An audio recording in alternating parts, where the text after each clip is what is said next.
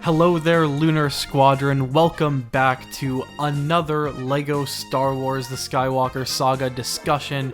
It's been quite some time since the last time Nick and I sat down and had a good old conversation about LEGO Star Wars The Skywalker Saga, primarily because there hasn't really been any news about this game, despite what countless YouTubers will tell you about Warner Brothers selling off TT Games and the like. There just really hasn't been anything reportable. So we thought that this was actually a perfect opportunity to go back and look at some concrete evidence and kind of, you know, with the perspective that we have today and the things that we know today, talk about what might have actually been going on in the past. And honestly, we think this is a super interesting discussion, and Nick and I have already kind of had a conversation and learned a few things of our own. So we hope that you all learn a few things along the way. If you enjoy this discussion, please do feel welcome to enlist in the Lunar Squadron. All you gotta do is hit the subscribe button and the bell notification right on next to it. It's gonna let you know every single time that we upload. And we do promise to upload anything worth uploading regarding LEGO Star Wars The Skywalker Saga. We really do try to let you guys know whenever there is anything worth talking about this game. So without further ado, Nick, you ready to get into this one? I definitely am. Alright, let's do it.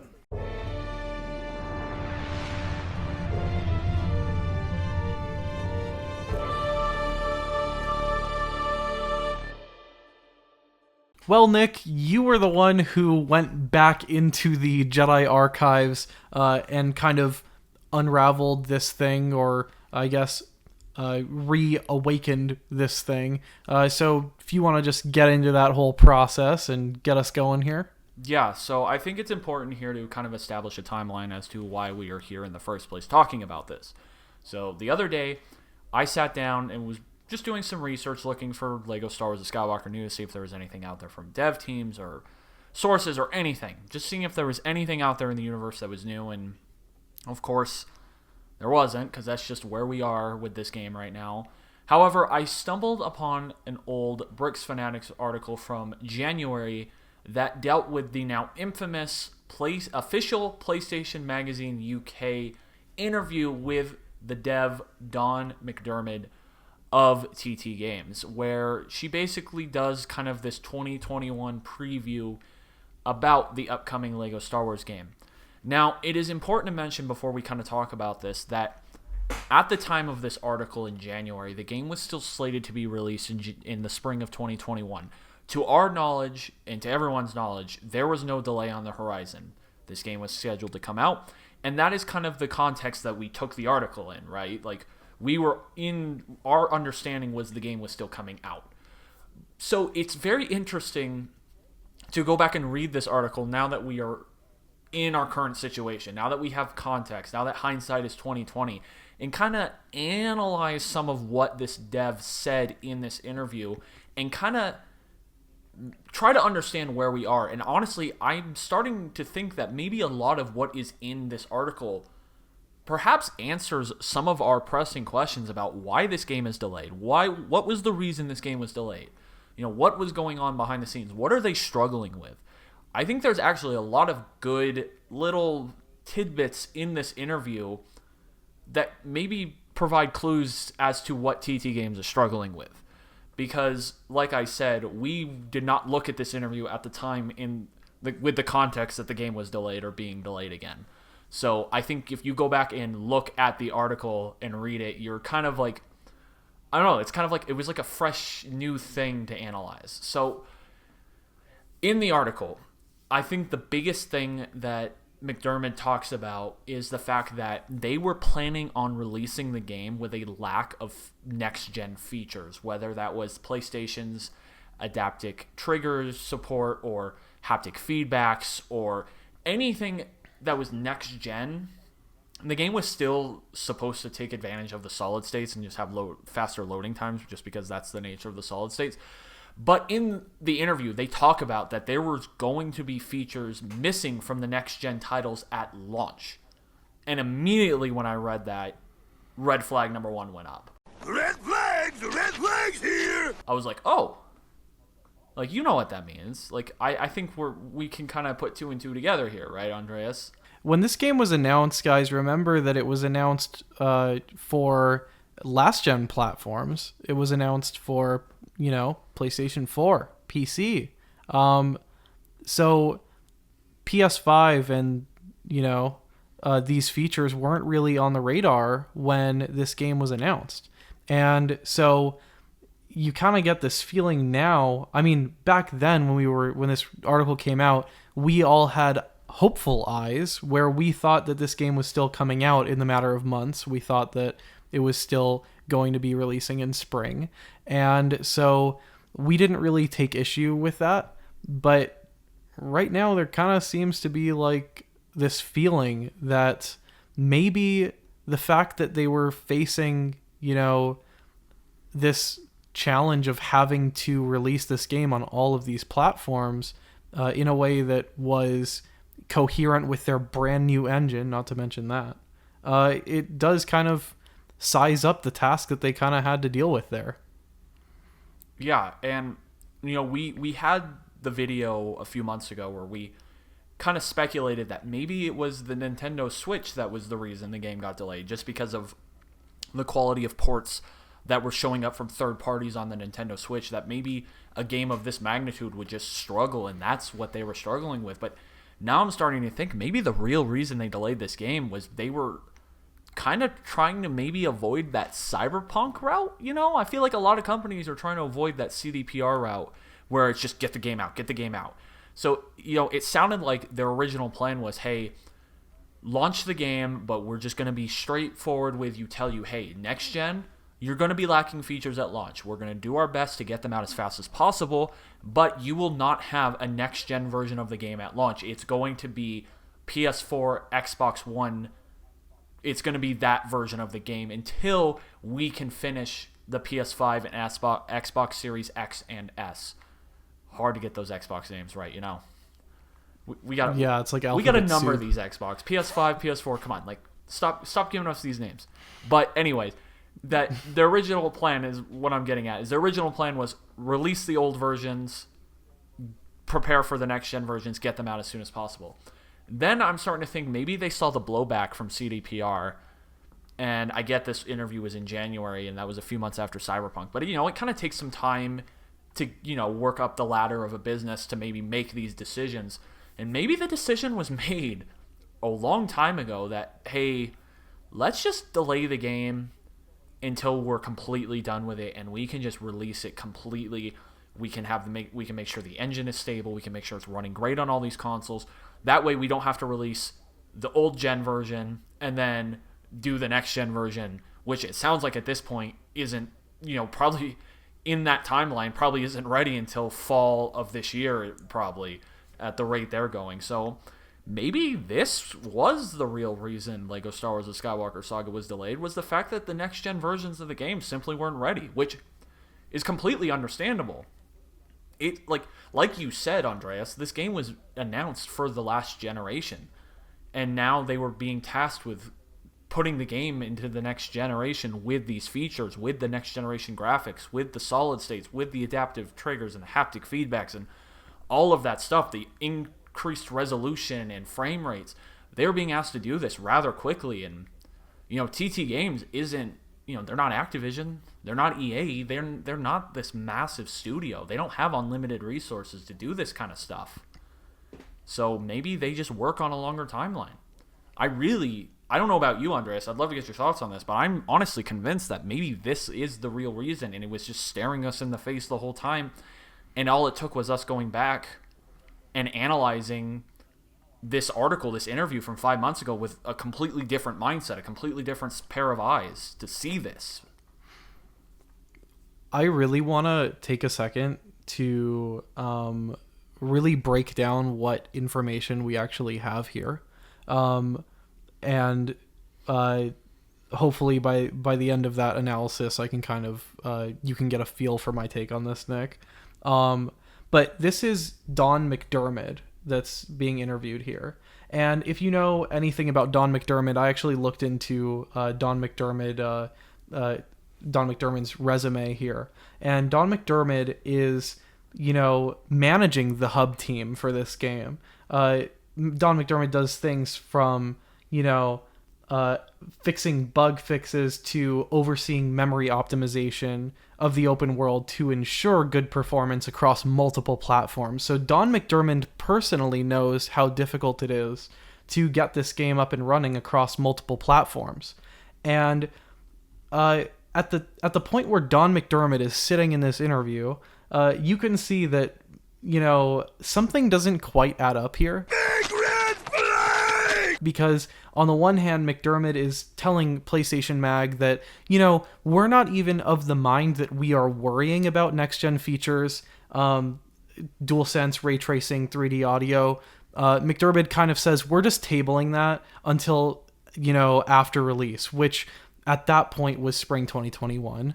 And then Dawn McDiarmid says that the biggest thing that they're really working on are, and I'm quoting the article here, extra little bit of love to make the game as fun and challenging as we hoped it could be.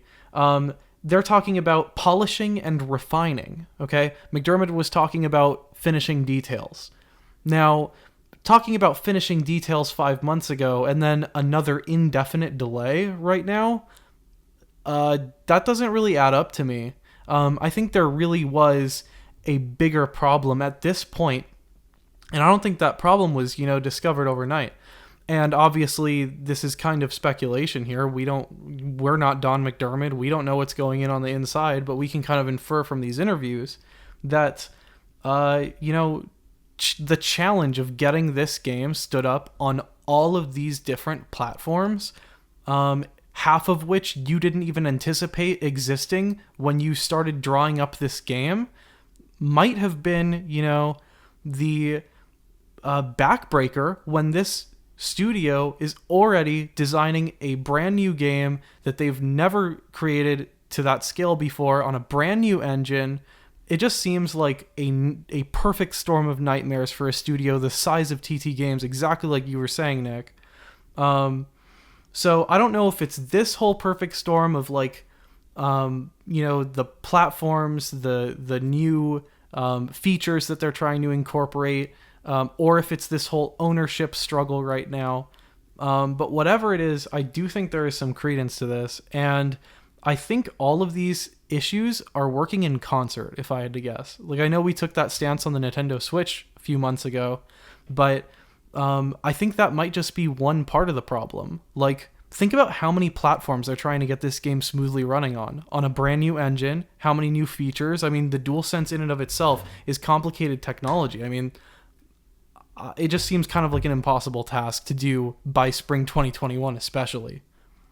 Yeah. And I mean, it already proved to be impossible for spring 2021.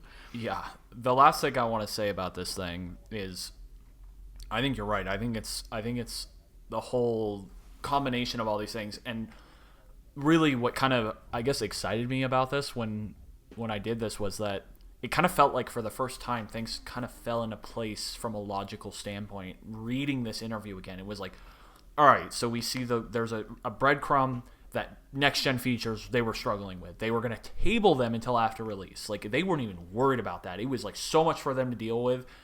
They weren't going to do it because they were focused on getting their new engine working on the old gen. They were working about polishing that, fixing that. And then I think back to our video where we speculate about the Nintendo Switch and maybe they're struggling on that platform. And it just, all of these things kind of click together, and it's all right, you look at TT Games, the size of the studio they are, they're not Activision, they're not EA, they're not, they're not any of these massive game studios.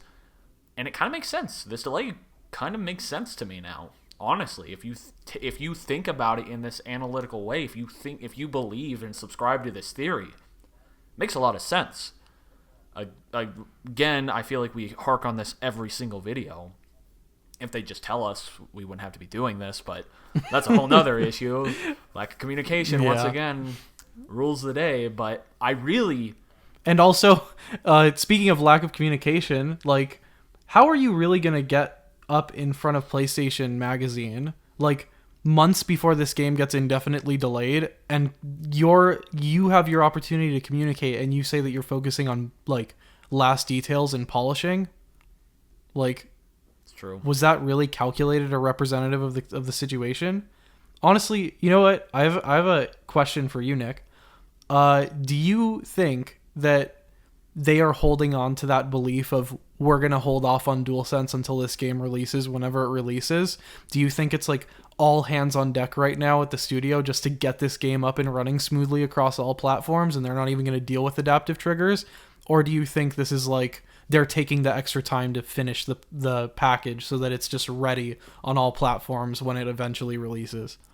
I would love to believe that the reason they're delaying it is they've just decided to put the game out when it's ready. Do the right thing. Release the game when the next gen version is ready, when the current old gen, I guess it's the current gen, I don't know. We're kind of in this weird phrasing of the whole situation now. Current/next gen is ready, old gen is ready. Like, when they're all ready, put the game out. That's what I'm hoping is happening, because if they're not, then oh my god, you know, like, yeah, if we have to wait for like a Cyberpunk next gen upgrade.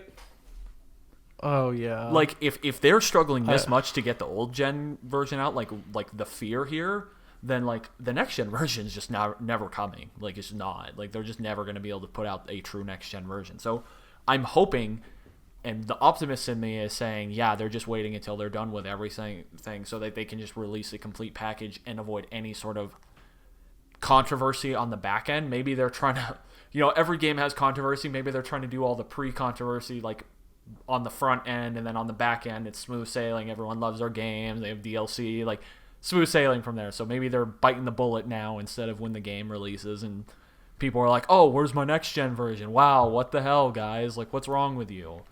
Like, maybe they're just trying to bite that PR bullet now. I don't know, but I'm starting to think maybe this was the real reason this game was delayed. Maybe there's something here. I don't know. What do you guys think down below in the comments? Do you think this is something to do with it? Why do you think this game was delayed? I really subscribe to this theory that we're kind of putting together.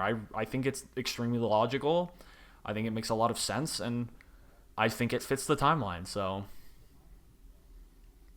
yeah. And also, do you guys think that this game is going to be releasing with DualSense support, like they said before the game was indefinitely delayed? Or do you think, you know, something has changed since then? Would you be at all bothered if, you know, if you'd been waiting for this game for years and at the back end, you know, it doesn't even have those next gen features? I'm gonna tell you right now, no one will be bothered by that, because they just want to play the damn game.